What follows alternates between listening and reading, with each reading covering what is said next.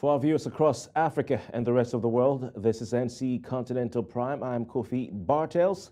We begin the news in West Africa, where the governor of Plateau State in north-central Nigeria, Caleb Mutfwang, has described the verdict of the Court of Appeal, which nullified his election as governor, as a temporary setback that will not deter him from repositioning the state to the path of unity, peace, and progress.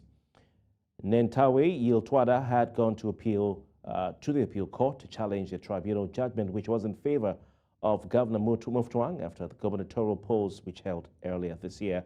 In a press statement signed by Gyang Bere, his director of press, Governor Mutfwang expressed strong optimism that the mandate overwhelmingly given to him by the people of Plateau State will be restored, as he instructed his legal team to file an appeal at Nigeria's Supreme Court.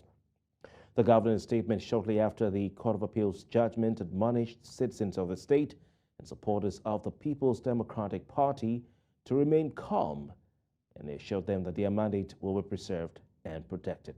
Well, joining us on the news tonight is Kenneth. Ikenwa. He's a business, political, and social policy analyst, and we're glad to have you, Kenneth.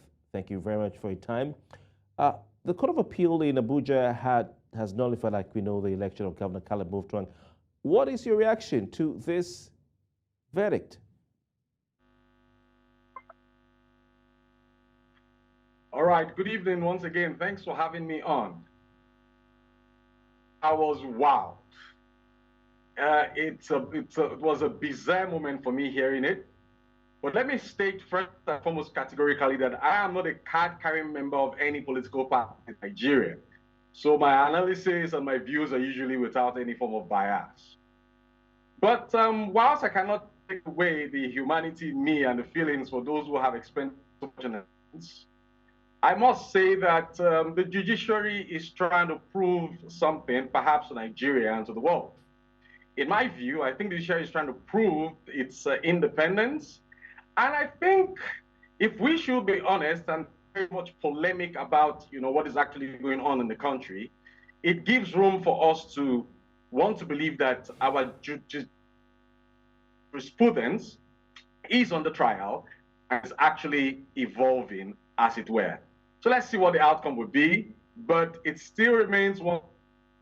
When we go back to the Constitution, I have a copy of the Electoral Act with me here, and I've been, walking through it and trying to understand the dynamics that may be responsible for some of these judgments. And I'm still trying to, convince myself whether some of these judgments are right or not. I do not know whether a tribunal actually has the power to determine who a member of a political party is and when and where he or she actually did, come on board. I also do not know if you would, for one little clause, little technicality, throw away the mandate of millions of people, and on the contrary. But let's see. All right, Kenneth, what would you say are the implications of this verdict, this judgment for Governor Mutfwang and the People's Democratic Party in Plateau State and indeed around across the country? All right, I will speak to the People's Democratic Party. Like I said, I'm apolitical for now, at least. I will speak generally for political parties in Nigeria. I think it's a big lesson for all parties because most people carry on with party politics without actually resorting to, the provisions, the dynamics, and the mechanics of the Electoral Act, and basing decisions on those dynamics and mechanics. And at the end of the to actually put people out of the government houses. So it is important that they have proper legal advisors in place. It's important that democracy is consistent across all these political. It's important that they pay attention to the details because the devil, as we can see, is actually in the details. So it's time for us all, for those political parties, to actually sit up and for legal job have been paid to do, and for us as a people to start learning to adhere to court injunctions. I think these are some of the positive things that we'll say are coming out of this. So it's not just about the PDP, it's about everybody sitting up to actually, do it and play the game by the rules and by the books. Kenneth, in recent days, you'll agree the All Progressives Congress, Nigeria's ruling party at the center, has recorded judicial victories in Kano State and now in Plateau State.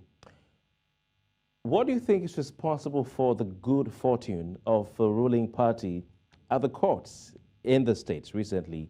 What are the parties not getting right? Kofi, you are putting me in a very, very red corner on this.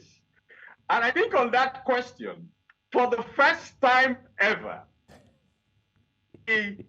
to seek for constitution from answering that question. And if you do not permit me, I permit myself to be protected by the Constitution from actually looking at that question.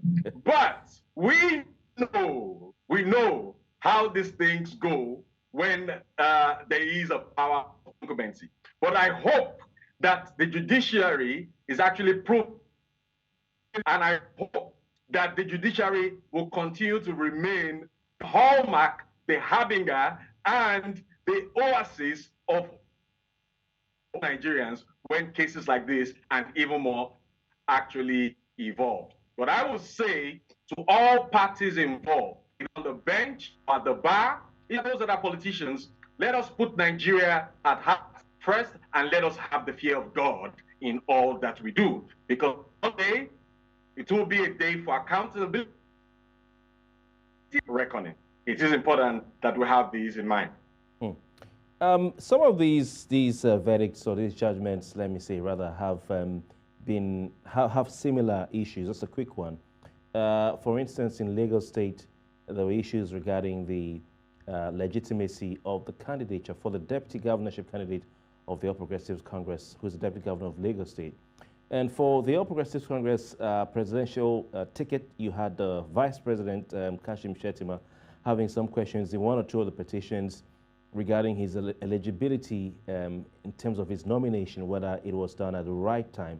And what the justices said from the PEPC and the Supreme Court was that this was a pre-election matter that should have been trashed before the election. For the likes of the Kano State Governor and the Plateau State Governor, Mutfwang, whose verdict has come today, what would you say, or what is your thought regarding the fact that we thought some judges think these issues are pre-election matters, issues of qualification at party primaries, whether you were qualified to contest, whether a member of the party, validly sponsored by your party.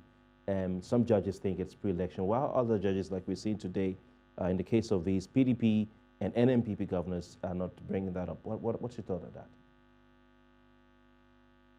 All right, Kofi, the truth must be said and must put away sentiment. I'm not going to take any constitutional protection in responding to that question. The truth remains that most of these judgments in the last couple of days and weeks have been contradictory. Even when we look, to judicial precedents, that's cases that have come up before this present election cycle, it shows a lot of contradictions. Different judgments coming from different appellate courts, and then you find out that they contradict previous judgments and previous precedents even given by the Supreme Court. Now, I'm not a legal luminary, but I'm actually an educated Nigerian. I'm an analyst, and I observe all the complexities that are taking place in the environment. I think that the eyes actually will be on the judiciary to actually resolve some of these contradictions and actually rekindle the hope that the average Nigerian man or woman would actually have in the judiciary.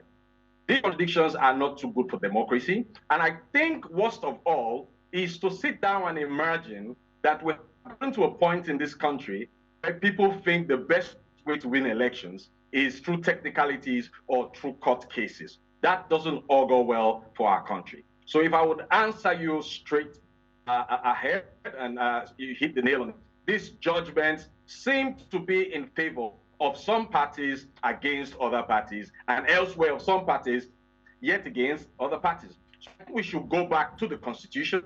The real test that is taking place here is the test of our Constitution.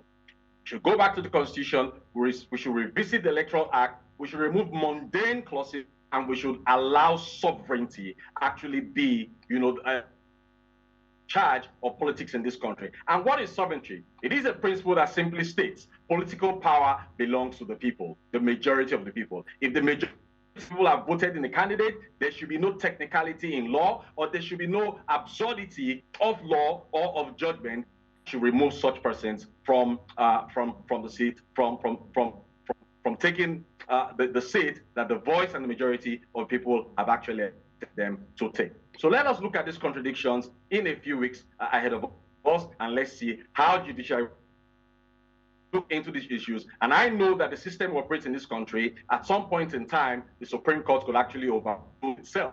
So I hope that this this comedy that we are seeing will unfold and not turn into a tragedy. And at the end of the day, it will be a harvest of movement forward for the Federal Republic of Nigeria, for true federalism, for true constitutionalism, and for sovereignty, political power being controlled actually by the majority of votes of the Nigerian people.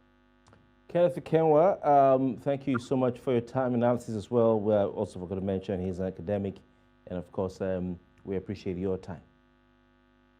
Thank you so much. And thank you for permitting me to take a constitutional provision, constitutional protection, at least for the first time on one question. I appreciate that. Well it means we're doing a good job. Fantastic. Thank you so much for your time, Kenneth. Thanks to the media. Thank you so much for freedom of speech. We appreciate that. Thank you.